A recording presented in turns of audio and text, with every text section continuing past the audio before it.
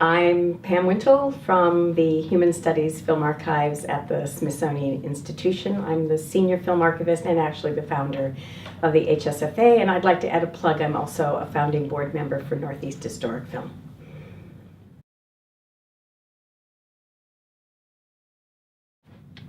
At the plenary session, I gave the background that I was actually worked for the American Film Institute. I joined them in, I think, what was it, 1976?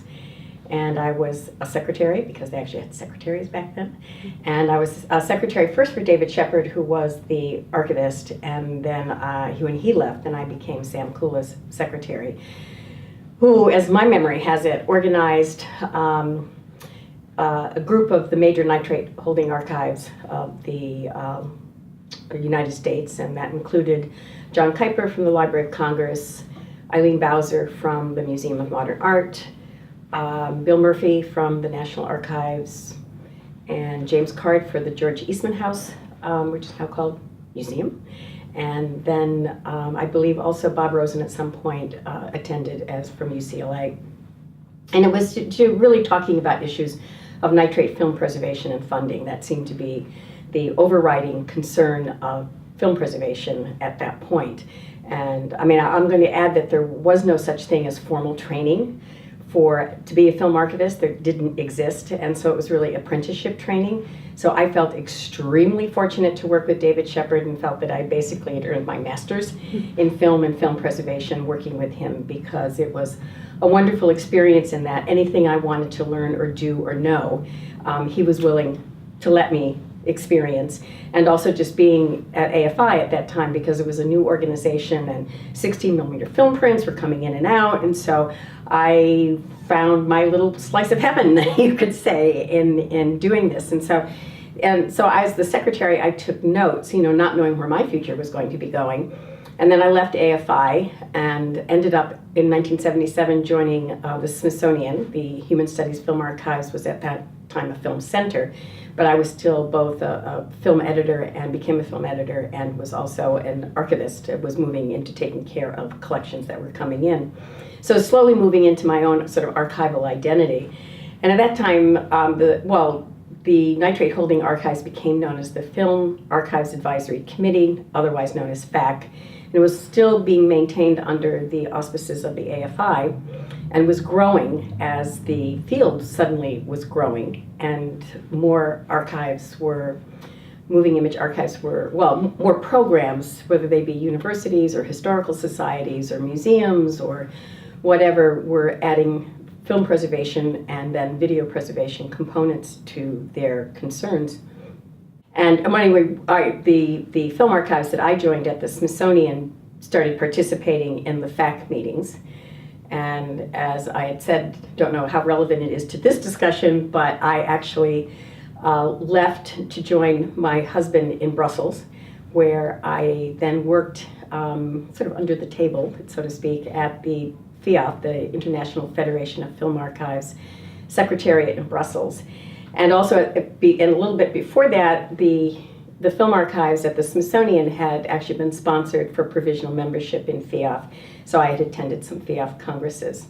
And then, so I both worked and attended congresses as a professional and also worked in the office, just doing whatever they needed me to do. It could be stuffing envelopes, but it was just a really fascinating experience to watch how an international organization operated. And then being able to attend the conferences also as a professional. And it was an organization of organizations. So then when I came back to the United States and began working back at the Smithsonian in the film archives, I started attending the FAC meetings again. And I think right around then, the Television Archives Advisory Committee was formed and joined with FAC to become FAC Tech, and still under AFI.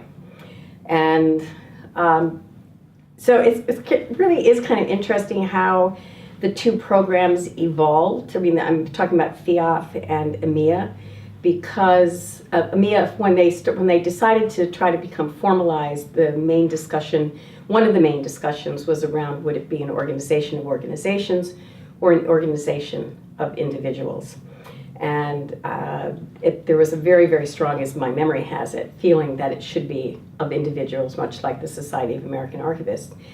And I think that's really had a profound impact on how AMIA has developed as an organization. And very different than FIAF, because FIAF, even though they were trying to be more inclusive, it was still very hard to work. It was a very more I'm probably saying things that I shouldn't be saying, but but its founding was very Cinematheque oriented rather than preservation and the issues, and also it had to do with national production, more theatrical film, more theatrical production. And again, I mean, because these are sort of like, I mean, there was Jacques Ledoux at the Cinémathèque Belgique, I think I got that right. And of course, there was Henri Langlois, who had the reputation, and James Card. You know, these people all had reputations of being very secretive about what they had, particularly about what their American holdings were.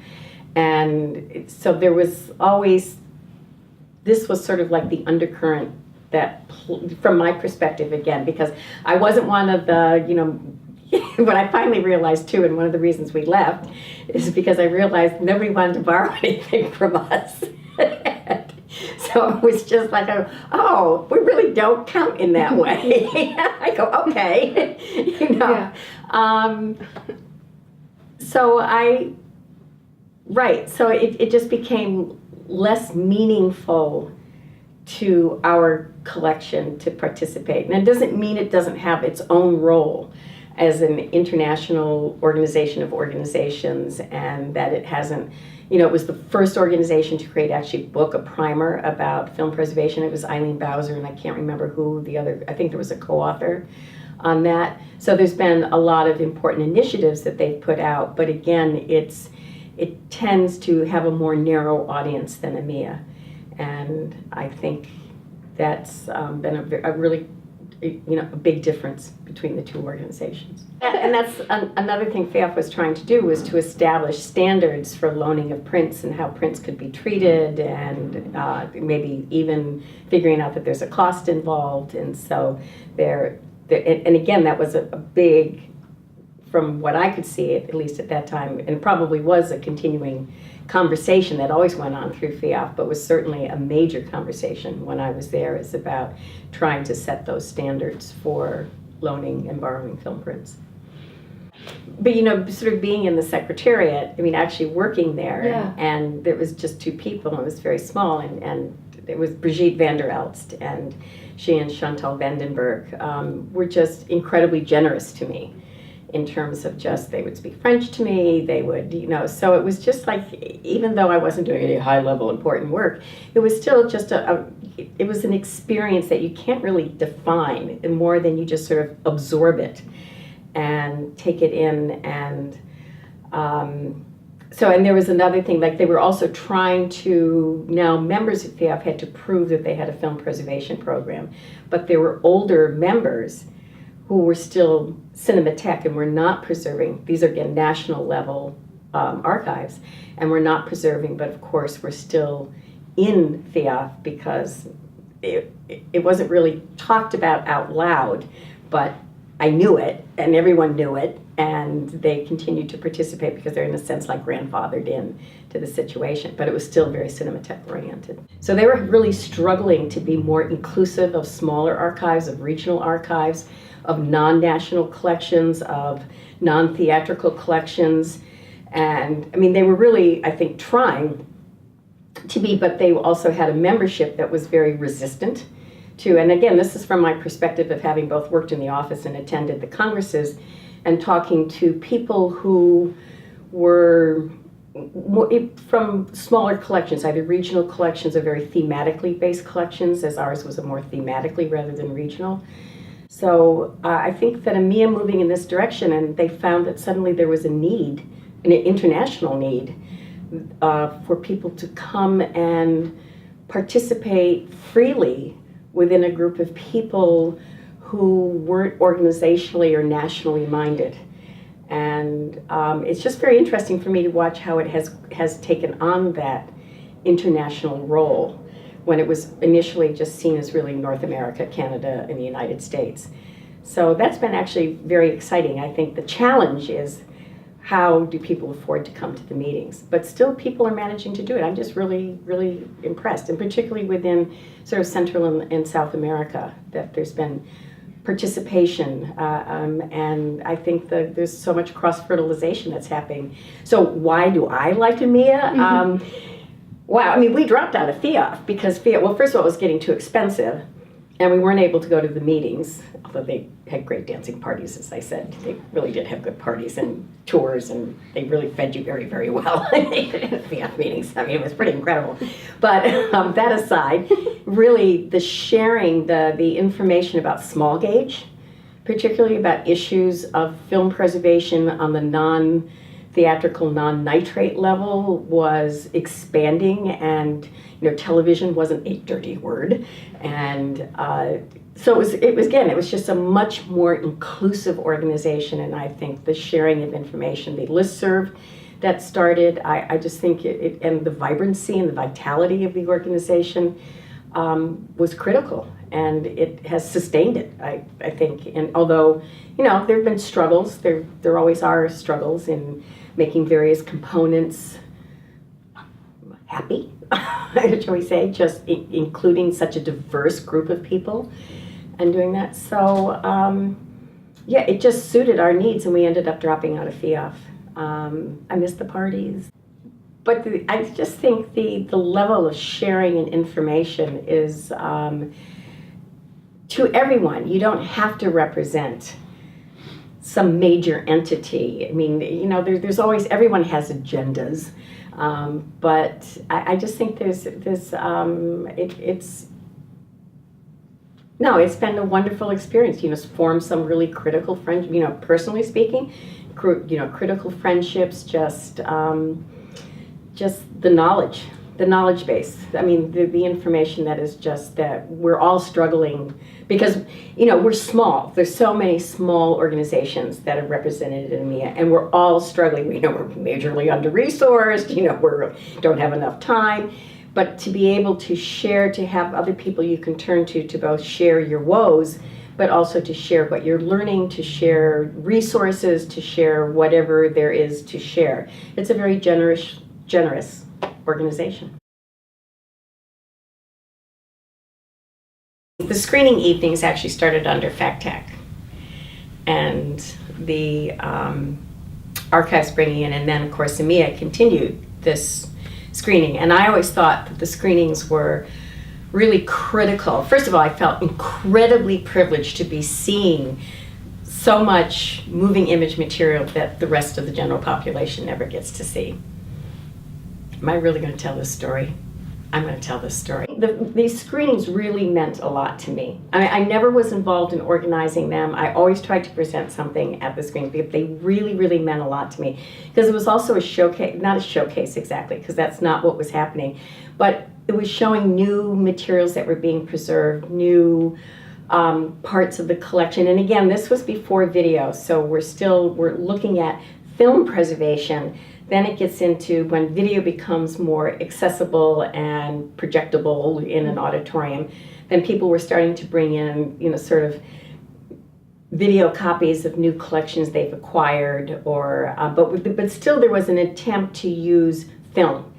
If you had a film preservation copy, you wanted to show it on film, not on video. But that started as, for instance, 16 millimeter projectors might not be available, or certainly 16 millimeter projectors in the booth being able to show silent speed of 16 might probably, in fact, rarely was that equipment available. But nonetheless, the screenings really, I felt very passionate about the screenings, even though I was never involved in organizing them. And then one year, which conference was this? Was it Portland? Can't remember. Anyways, I think Sam Kula was president at the time. And there was a screening where someone from Rutgers, I think, got up and announced that there was a film that was used for like sex ed. There was no title. He said it was unidentified. And quite frankly, what it was just very male-female body parts. That was it. And it was just people standing in front of the camera, and the camera just sort of studying them. And I'm looking for the meaning. I'm going, there's a meaning here somewhere. Where's the meaning here? And I felt like blindsided by this. And I thought the guy was being, ultimately I thought the guy was being kind of a smartass about this.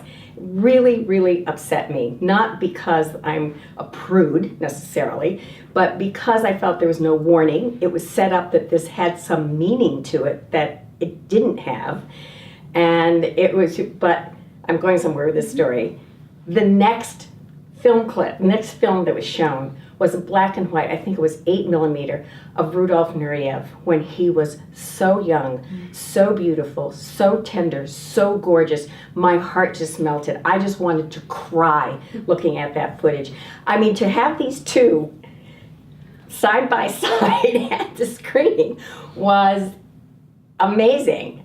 You know, now I will go further with this story and say that I did write a letter to Sam saying that I thought that material like this that's being screened should be contextualized in some way, and that there should be a warning that goes out. I'm not saying that it shouldn't be screened.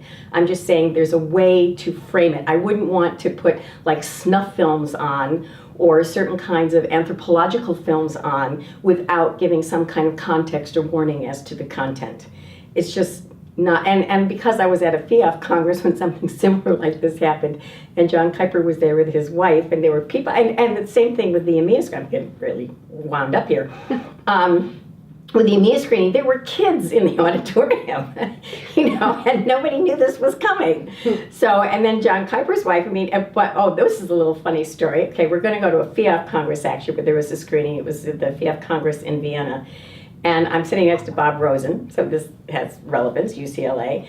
And it was an experimental film, but it was all about frontal nudity and stuff. And suddenly Bob Rosen falls asleep next to me and he's snoring really, really loud. And everybody in the auditorium can hear this and turns around and sort of looks, and I'm kind of like going, oh God, you know. But at the same time, there were people who were horrified because, again, there was no warning. No one had a chance to take their wife out of the room or whatever. It was, or their child out of the room. So, right, so it's like, you know. So in this case, I wrote to Sam. I mean, I thought this was very good because at that time, the newsletter, this was before the Moving Image Journal, and so Sam requested the guy who presented from Rutgers as a rebuttal. So they published my letter and they published his letter. And from now on, I think that you will sometimes see like warnings if there's something that's going to be in the screening that is, you know, you should just have a little warning that that's there, so you can choose what to do about it. But yeah, and it turns out, this is another little funny component, and I can't remember, she was a cataloger. She no longer comes. I think she was out at UCLA and then was at the Library of Congress, but she said to me, I don't know, we got talking about this film, and she said, oh yeah, she said, I was in college in the 70s, and these were the kinds of sex eds because they were thinking that young people didn't know enough about their bodies, were too shy, so they did these very sort of like in-your-face kind of sex ed films. I said, you mean this really was a sex ed film? She said, yeah, it was really a sex ed film. She said, I saw films like this in college. So, you know, but he didn't provide that information. He was kind of being smart alecky about it, and in my book, it doesn't fly.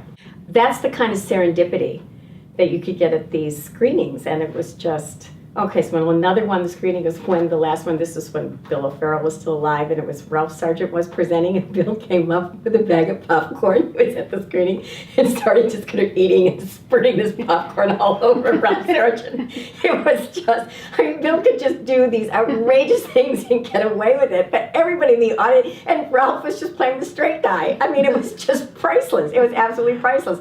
So the screenings that happened, but there was a period of time too when the screenings started to go, it's like, who could out-funny the other person? And the screenings really lost, I felt, their meaning at that moment.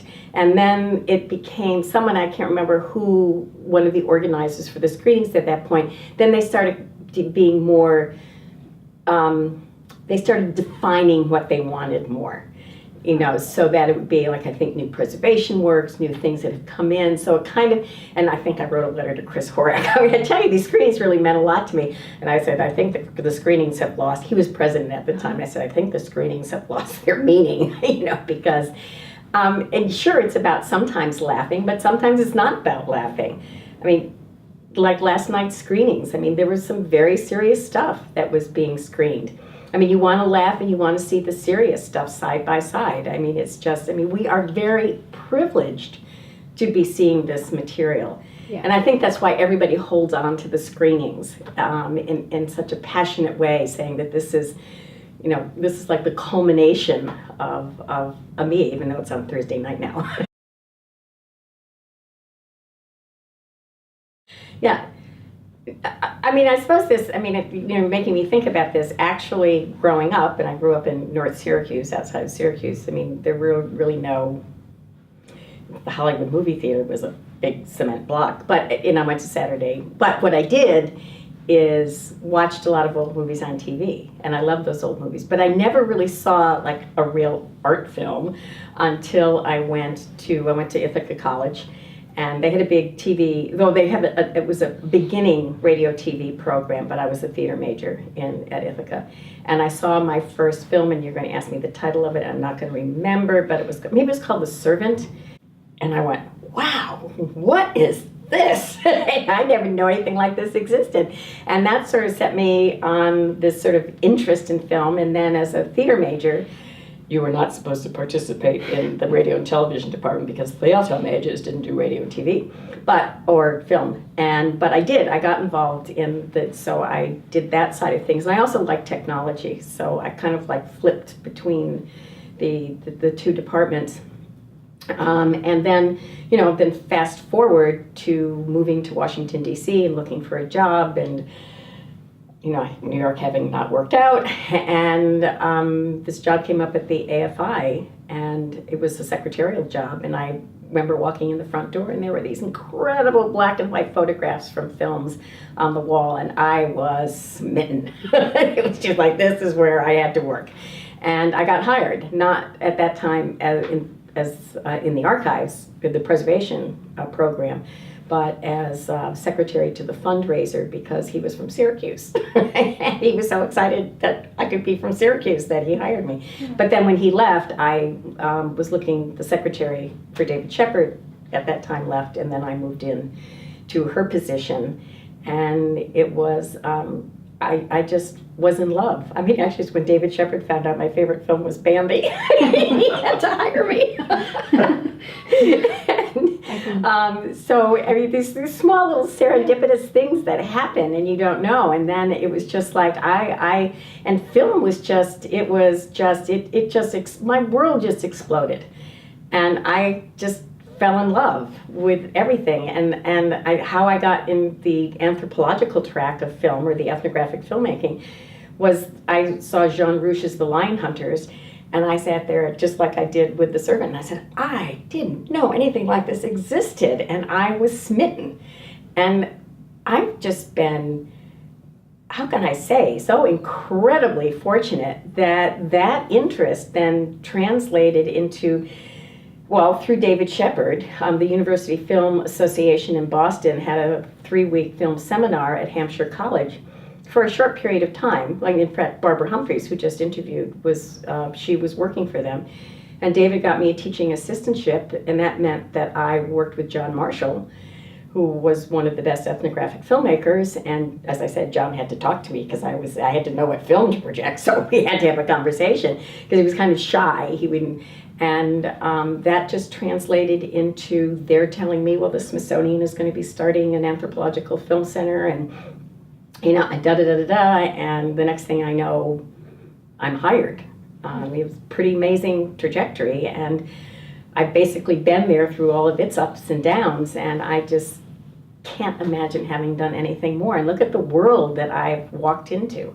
I mean, it's formed some of my absolute, from the AFI to AMIA to Northeast Historic Film, these are my core relationships in my life. I feel, I mean, I want to start crying. I just feel like such a privileged person. I just can't, it's been a great ride, and I'm not done.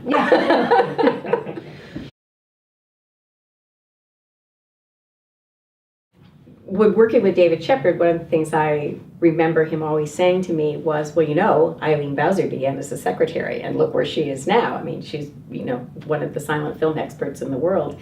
So he always held that out as a model to me. Yeah. But David Shepard would not allow me to run a 35 millimeter projector because he said women can't project 35 millimeter film.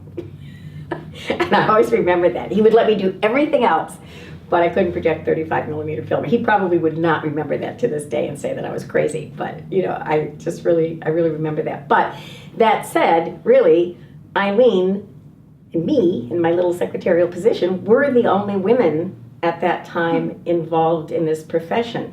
So as time went on, slowly more and more women have been involved, and I can't tell you how exciting it is to see so many. I mean, and that's not to exclude men. I don't mean that at all. It's still, they're a very important part of this conversation, but how the field, as other fields, have changed as women take on more roles in the film and highly technical films as well. I was very impressed with, I think her name was Beth from Kodak, and she got up there and she started talking about all these, you know, how she likes to get into all the little scientific details of it. Yeah. So it's been, and I would say to a large extent, I feel that as a woman that I have not had many issues in being talked down to. I felt that I feel lucky that I feel like I've had mostly respect from my male colleagues.